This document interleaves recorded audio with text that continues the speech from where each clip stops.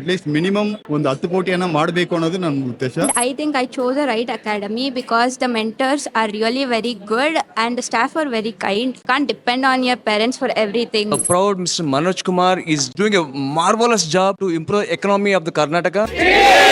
TIDI ಅಕಾಡೆಮಿಯ ಅತ್ಯುತ್ತಮ stock market ಹೂಡಿಕೆ ತರಬೇತಿಗಾಗಿ ಈ ನಂಬರ್ಸ್ಗೆ ಕಾಲ್ ಮಾಡಿ. ಹಾಯ್ ಫ್ರೆಂಡ್ಸ್, ಮಸ್ತ್ ಮಗ .comಗೆ ಸ್ವಾಗತ. ನಾನು ಅಮರ್ ಪ್ರಸಾದ್. ಸ್ನೇಹಿತರೆ, ರಾಜ್ಯ ರಾಜಧಾನಿ ಸಿಲಿಕಾನ್ ಸಿಟಿ ಬೆಂಗಳೂರಿನ ಆಡಳಿತದಲ್ಲಿ ದೊಡ್ಡ ಬದಲಾವಣೆ ತರೋಕೆ ರಾಜ್ಯ ಸರ್ಕಾರ ಮುಂದಾಗಿದೆ.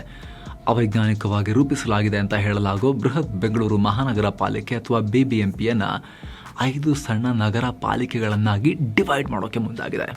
ಇದೇನು ಹೊಸ ಪ್ಲಾನ್ ಅಲ್ಲ. ಹಿಂದಿನ ಕಾಂಗ್ರೆಸ್ JDS ಸಮ್ಮಿಶ್ರ ಸರ್ಕಾರಗಳ ಅವಧಿಯಲ್ಲೂ ಕಾಂಗ್ರೆಸ್ ಸರ್ಕಾರ ಈ ಹಿಂದೆ ಇದ್ದಾಗಲೂ ಕೂಡ BBMP ಡಿವೈಡ್ ಮಾಡೋ ಪ್ರಪೋಸಲ್ಸ್ ಇತ್ತು.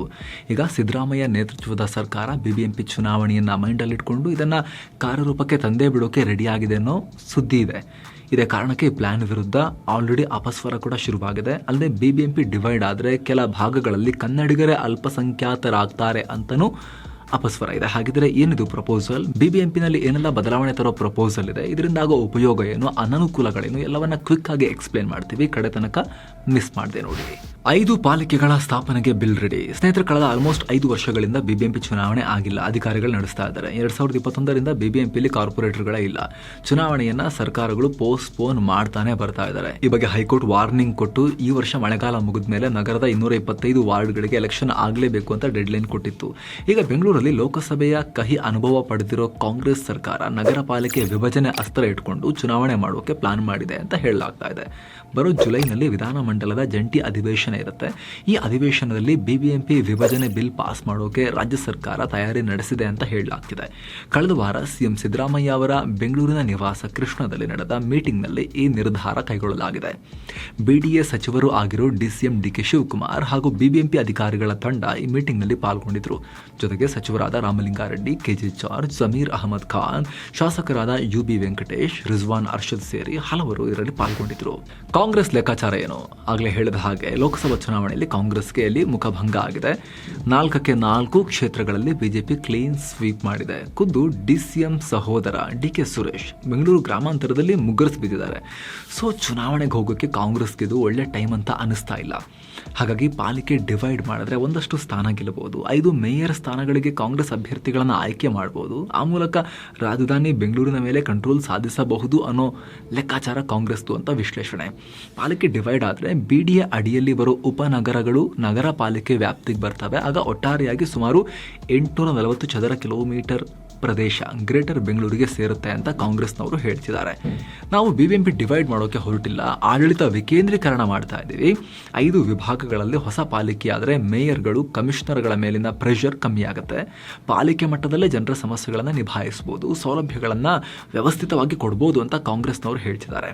CM ಸಿದ್ದರಾಮಯ್ಯ ಕೂಡ ಈ ಪ್ಲಾನ್ಗೆ ಗ್ರೀನ್ ಸಿಗ್ನಲ್ ಕೊಟ್ಟಿದ್ದಾರೆ. ಸರ್ಕಾರ ಈ ಬಗ್ಗೆ ಕರ್ನಾಟಕ ಹೈಕೋರ್ಟ್ಗೆ ಮನವರಿಕೆ ಮಾಡಿಕೊಡೋಕೆ ತಯಾರಿ ಮಾಡಿಕೊಳ್ತಿದೆ ಅನ್ನೋ ರಿಪೋರ್ಟ್ ಕೂಡ ಇದೆ. ಈ ಹಿಂದೆ 2015ರಲ್ಲಿ CM ಸಿದ್ದರಾಮಯ್ಯರ ಮೊದಲ ಅವಧಿಯಲ್ಲೇ BBMP ಪುನರಚನೆ ಸಮಿತಿ ಪಾಲಿಕೆ ವಿಭಜನೆಯ ಪ್ರಪೋಸಲ್ ನೀಡಿತ್ತು. ಆದರೆ BJPಯ ತೀವ್ರ ವಿರೋಧದಿಂದ ಆವಾಗಿದ್ದು ಸಾಧ್ಯ ಆಗಲಿಲ್ಲ. ಆಮೇಲೆ 2018ರಲ್ಲಿ JDS ಕಾಂಗ್ರೆಸ್ ಸಮ್ಮಿಶ್ರ ಸರ್ಕಾರ ಇದ್ದಾಗಲೂ ಕೂಡ ಗ್ರೇಟರ್ ಬೆಂಗಳೂರು ಬಿಲ್ ಮುನ್ನೆಲೆಗೆ ಬಂದಿತ್ತು. ಆಗ ಇದೇ ನಗರ ಪಾಲಿಕೆ ಪುನರಚನಾ ಸಮಿತಿಯ ಶಿಫಾರಸಿನಿಂದ ಪಾಲಿಕೆ ವಿಭಜನೆ ಪ್ಲಾನ್ ಕೈ ಬಿಡಲಾಗಿತ್ತು. ಆದರೆ ಈಗ ಸಿದ್ದರಾಮಯ್ಯ ಸರ್ಕಾರದ ಮೇಲೆ BBMP ಚುನಾವಣೆ ಮಾಡಲೇಬೇಕಾದ ಪ್ರೆಷರ್ ಇರೋದ್ರಿಂದ, ಎಲೆಕ್ಷನ್ ನಡೀದೇ ಇದ್ರೆ ಜನರಲ್ಲಿ ಸರ್ಕಾರದ ವಿರುದ್ಧ ತಿರಸ್ಕಾರ ಬರೋ ಅಪಾಯ ಇರೋದ್ರಿಂದ ಮೊದಲು ಪಾಲಿಕೆ ಡಿವೈಡ್ ಮಾಡಿ ಅದರಿಂದಲೇ ಮೊಮೆಂಟಮ್ ಕ್ರಿಯೇಟ್ ಮಾಡಿಕೊಂಡು ಚುನಾವಣೆಗೆ ಹೋಗೋದು, ಅಲ್ಲಿ ತನಕ ಸ್ವಲ್ಪ ಡಿಲೇ ಮಾಡ್ಬೋದಲ್ಲ, ಆ ಲೆಕ್ಕಾಚಾರದಲ್ಲಿ ಕಾಂಗ್ರೆಸ್ ಇದೆ. ಲೋಕಸಭಾ ಚುನಾವಣೆಯಲ್ಲಿ ಸೋತಿದ್ರು ವೋಟ್ ಶೇರ್ ಜಾಸ್ತಿ ಆಗಿರೋದು, ಗ್ಯಾರಂಟಿ ಯೋಜನೆಗಳ ಜನಪ್ರಿಯತೆ ಇದೆ ಅನ್ನೋ ಒಂದು ವಿಶ್ವಾಸ, ಇದೆಲ್ಲ ಇಟ್ಕೊಂಡು ನಮಗೆ ಲಾಭ ಆಗಬಹುದು ಅನ್ನೋ ಲೆಕ್ಕಾಚಾರದಲ್ಲಿದ್ದಾರೆ. ಜೊತೆಗೆ BBMP ವೈಜ್ಞಾನಿಕವಾಗಿ ರಚನೆ ಆಗಿಲ್ಲ. ಬೆಂಗಳೂರಿನಂತ ದೊಡ್ಡ ನಗರವನ್ನು ನಿರ್ವಹಣೆ ಮಾಡೋ ರೀತಿಯಲ್ಲಿ ಪಾಲಿಕೆ ಆರ್ಗನೈಸ್ ಆಗಿಲ್ಲ. ಆಡಳಿತ ಡಿಸೆಂಟ್ರಲೈಸ್ ಆಗಲೇಬೇಕು ಅಂತ ಶಾಸಕ ರಿಜ್ವಾನ್ ಅರ್ಷದ್ ಕೂಡ ಹೇಳಿದ್ದಾರೆ. ಈ ಹಿನ್ನೆಲೆಯಲ್ಲಿ DCM DK ಶಿವಕುಮಾರ್ ನೇತೃತ್ವದಲ್ಲಿ ಕಾಂಗ್ರೆಸ್ ಮೀಟಿಂಗ್ ಆಗಿದ್ದು, ಚುನಾವಣೆಗೆ ತಯಾರಿ ಮಾಡಿಕೊಳ್ಳೋಕೆ ಕಾಂಗ್ರೆಸ್ ನಾಯಕರಿಗೆ DCM ಸೂಚನೆ ಕೊಟ್ಟಿದ್ದಾರೆ. ಪ್ರತಿಪಕ್ಷಗಳು ಬಿಬಿಎಂಪಿ ವಿಭಜನೆಯಿಂದ ಕೆಂಪೇಗೌಡರು ನಿರ್ಮಿಸಿರೋ ನಗರವನ್ನು ಡಿವೈಡ್ ಮಾಡ್ದಂಗಾಗತ್ತೆ ಅಂತ ಹೇಳ್ತಾ ಇದ್ದು ಇದನ್ನು ತಳ್ಳಿ ಹಾಕಿರೋ ಕಾಂಗ್ರೆಸ್ ನಾಯಕರು ಇದು ಅಧಿಕಾರ ವಿಕೇಂದ್ರೀಕರಣ ಅಷ್ಟೇ, ಇದನ್ನು ಜನರಿಗೆ ಮನವರಿಕೆ ಮಾಡಿಕೊಡ್ತೀವಿ ಅಂತ ಬಿಡಿಎ ಅಧ್ಯಕ್ಷ ಹಾಗೂ ಶಾಂತಿನಗರ ಶಾಸಕ NA ಹ್ಯಾರಿಸ್ ಹೇಳಿದ್ದಾರೆ. ಹೊಸ 5 ಕಾರ್ಪೊರೇಷನ್ಗಳು ಯಾವುವು?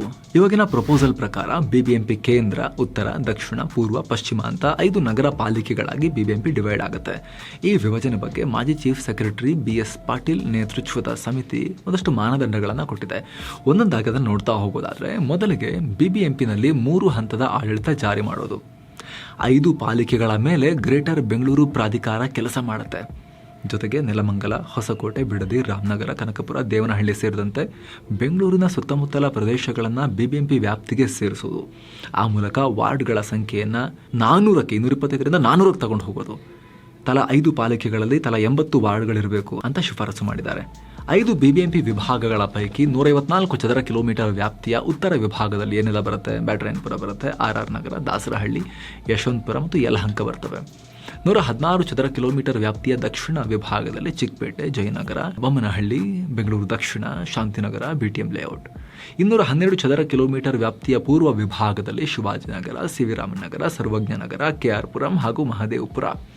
156 ಚದರ ಕಿಲೋಮೀಟರ್ ವ್ಯಾಪ್ತಿಯ ಪಶ್ಚಿಮ ವಿಭಾಗದಲ್ಲಿ ಇಲ್ಲಿ ಯಶವಂತಪುರದೊಂಚೂರು ಜಾಗ, RR ನಗರದೊಂಚೂರು ಜಾಗ ಬರುತ್ತೆ. ಹಾಗೆ ಗೋವಿಂದರಾಜನಗರ, ವಿಜಯನಗರ, ಚಾಮರಾಜಪೇಟೆ, ಚಿಕ್ಕಪೇಟೆ ಒಂದಷ್ಟು ಭಾಗ, ಬಸವನಗುಡಿ, ಪದ್ಮನಾಭನಗರ ಹಾಗೂ ಬೆಂಗಳೂರು ದಕ್ಷಿಣದ ಒಂದಷ್ಟು ಭಾಗ ಬರುತ್ತೆ.